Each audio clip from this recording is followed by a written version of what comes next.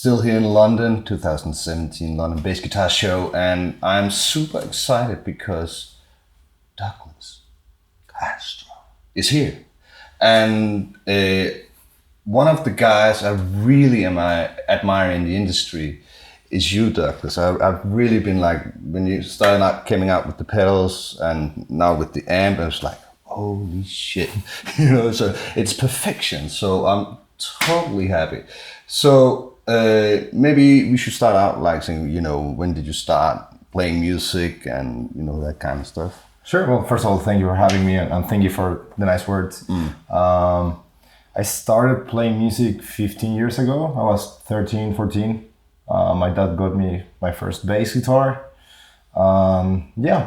Really loved metal since I was very young. So yeah, started playing Iron Maiden and learning Metallica songs, and yeah, that's how I started. Super dope. So obviously you've made a ton of pedals now and the amps. So how did you get into electronics and how was the way into? Yeah, it was weird. When I was like 16, 17, I was an exchange student in Finland for 1 year in high school. And I was at the period where I was trying to like figure out what am I going to do with my life after I graduated high school. So I was really like lost and it's very normal when you're that young that you're kind of like, what are you going to do with your future is one of the big questions in life at that point. Probably at the later stages as well. And I wanted to be a professional musician. That was my priority number one. But I always wanted to have like a backup plan in case things didn't work out. And I was also a lot into physics and engineering and like mathematics in high school. So start learning electronics seemed like a good complementary career. I could like have a day job and still play with the music I liked. And I also thought that I could maybe make and fix my own gear. So. And then when I went to study electronics, after 1 year, I realized that actually I liked it just as much or even more than playing music. And it sort of became like this new passion. And I thought that the idea of combining the two things I loved the most, which were playing bass and designing circuits, could be like a cool career path and like a very weird way to make a living, but also very cool. So yeah, that's when I decided maybe 19, 20 years old that I should start my own company and see if I could design some cool circuits and some cool pedals. So from a design point of view and sound wise, has it always been like I want to make the greatest pedals for myself, or how have you kind of like spun that? Yeah, like maybe subconsciously, yeah, but I think when you start something, it's usually like very shitty. Like I don't think anyone has ever done anything awesome. No. Not that I have, but I nailed it the first time. Yeah. Usually kind of like a beautiful piece of art or a great song or something. Anything that's beautiful or great usually took a lot of work for a long time to become what it is. So I think having that kind of pressure on yourself, like I have to nail it the first time, it's gonna be the best. It's really counterproductive, I think. I just started just like literally playing with it, just trying things out, experimenting a lot, and there were in the very beginning there was like not much ambition on I'm gonna make this the best distortion or the best. I was just, let's see what happens if I combine this transistor with this chip, and just literally just playing like with Legos, and then after a year of doing that, the first product, which was a B3K, started to take shape, and that's kind of like when I got more ambitious and realized, oh, actually this could be something like good that actually other people might want, and yeah, that's sort of when I made the shift from just like playing and having fun with it to actually still try to have fun with it, but also maybe get more serious about building a company around my designs. Yeah, also it's been going really, really fast. At least when I found out of Darkglass, it was like, whoa, it is really exploding. And I was also thinking like, wow, business-wise, that must be like a really big challenge to keep up the speed, and you must be working really, really hard. Yeah, and I am, and I think I'm now at a point where I'm trying to do less things because I realize that if you try to do too much, and I think this happens to a lot of people that maybe build bases or that first get into it because of the craft and they just love the craft, and then kind of like things get crazy and it's really hard to keep up with demand, or how many bass guitar builders do you know that have gotten burned? You know, like they just couldn't fulfill the orders and disappeared.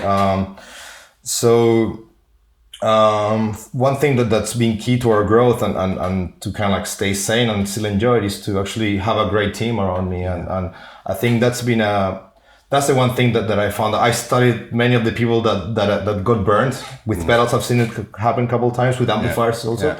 And every time I realized that these people were just trying to do everything themselves. And in the beginning, you can do it because you're not selling much in the beginning. So you can do your own accounting, you can do your own social media, you can do a bit of everything. But past a certain point, you really have to start. You have to admit that you can do it all, and that probably there's people out there that can do 99% of the things that need to get done better than you and that enjoy it more than you. So yeah, kind of taking that step and actually finding the best people I could and convince them to come work with me has been really crucial to the growth. So yeah, having the right partners, having the right team, that's been like the number one thing. That's super cool. So you started out pedals and then you jumped into this beauty. And what has been the challenges and regarding from doing pedals to the amp? Well, it was kind of a logical transition, I think. In the beginning, there weren't that many bass preamps or distortions when we started, 2010, 2011. There were like maybe 2 or 3 companies that were doing like really good, to my knowledge at least. And now there's a lot more. There's a lot more competition, which I think it's normal when an industry grows, that more people are attracted to it. But doing the amplifier was a bit of a mix of trying to just expand and do something that we hadn't done before, and to also challenge myself and my team. Even though the circuit on the preamplifier of this amp is very similar to the Ultra, for example, or to the bigger pedals we have, making an amplifier, it's super challenging and it's very difficult. And there were like many challenges that I didn't anticipate.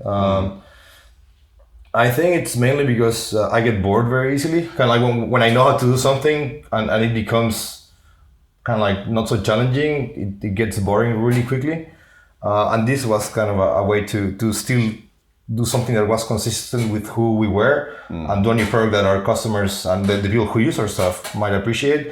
But that was at the same time challenging. So I think I'm all the time trying to chase that challenge and just do something that's like a bit uncomfortable and scary and just see if you can figure it out and do something good in something that when you started you maybe didn't know much about. So that was kind of like, it made sense for a business point of view, but also on a personal level, it was really cool to have this new big challenge to tackle. Yeah, you strike me as a person that really wants to push and be innovative, but but in a sense, making stuff that wasn't seen before. I think, of course, there has been an amp with a drive section, but it's mostly those drive section is not usable in the amps, right? And I think for the first time I've seen a Class D amp with it sounds really beautiful, clean, but with the drive section, it's like really something else. It's very versatile and you should be really, really happy with that. Thank you. Well, the reason was that we started working on this around a year and a half, 2 years ago. And my thought was that by the time we're selling, thousands of pedals a year, maybe like over 10,000 pedals a year, and they were all bass distortions. I realized there's a lot of people now that want to play with distortion, and not just metal guys, but like hard, like rock people and even blues and jazz people. Pop players, absolutely. Distortion in nearly in every pop song right now. Maybe not necessarily super high gain distortion, but like a little bit of break, a little bit of drive. So I realized there's a lot of people, and all of those people were, not all, but most of them were using a distortion pedal with an amplifier. So if so many people actually want to use, particularly our distortion pedals with a different amplifier, why not come up with something that offers the same, or like all that integrated into one package? And of course, when you do something that's, especially if it's very different, it can kind of go both ways. Like it can either like do really well because it's so different that people really appreciate the like how fresh it is or how different it might work, or people might just hate it because they just want more of the same. And with this one, it was really like 50-50. Like before we released it, I was very nervous because I knew that this is either gonna do extremely well or extremely bad. And you know, for designing this, it was the first time that I put a team together. It was the first time that I, with the pedals, I kind of like did all myself, and that was manageable. But with this, I needed help for some of the engineering part. Needed help. Then for designing and building the chassis, I needed help, and also for handling all the production side of it, I also needed help. So it was a team of 5-6 people who worked extremely hard. I mean, before we released it, I think me and 2 of my best guys were like completely burned out. And if it would have done poorly, it would have been so heartbreaking because, I mean, I can take it, and I've been like I've worked really hard on things that didn't work out, and I'm used to it. But it would have been really sad to see my guys kind of like all their hard work just going to nothing. So I'm really glad that that's done really well, but really relief mainly. All the hard work paid off. And when that happens, you know, like the people that work with you so hard on it now realize that, like if you work really hard and if we really push ourselves, actually we can make things that people really enjoy and love to use. And I think that's really stimulating and motivating. Oh yes, for me and for the team. So yeah, it's been great. You most definitely should be proud of it. That's for sure. Right now, you're also releasing cabinets like this. Later this year. Do you mean the configuration of the cabinet? Or? No. But the cabinets are not out yet, is there? No, they're not out yet. Yeah, we're working on it. We teamed up with a really good company to help us designing them.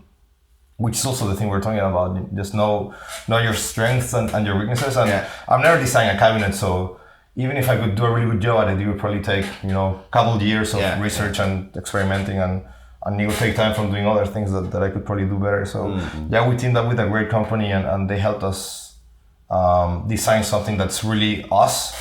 It sounds like really Darkglass, but they did all the legwork in designing the cabinet and basically they're ready now. We're just figuring out all the logistics. Shipping cabinets is that's hard. That's really hard. So it's really silly why they haven't come out yet, because they've been ready for over a year. It's just like we're trying to figure out how to make it not cost $2,000 for a cabinet. Although like they won't be the cheapest cabinets because we're using Eminence drivers and we're using like really high quality stuff. But we still want to make them somewhat reasonable. Like we don't want to charge twice of what you would pay for a similar 410 or 210. So we're just figuring out like cost, which is kind of like crappy, to be honest. Like ideally you would just create something great and then exactly. The magic cloud. There's unicorns and everything. But in reality, there's like a lot of like boring and shitty work that have to go into like making. Can I swear? Is it okay? Yeah. We say shit fuck here. Yeah. Oh, beautiful. Awesome. Like there's a lot of like shitty work that needs to get done in order to have the fun work. And I think for like every time we design something, there's like 2 or 3 highlights where you're really happy, which is like a day or 2. And then the other months it's just like shit, like it's like nothing works out, and and suppliers are late, or none of the prototypes work the way you like. The amount of problems you run into, it's like really stupid, like it's insane. At some point you're like really like something else could go wrong, and but I think that's also kind of like figuring out those problems. It's fun. So right now we're figuring out a logistic problem, which is it is what it is. It's workable though.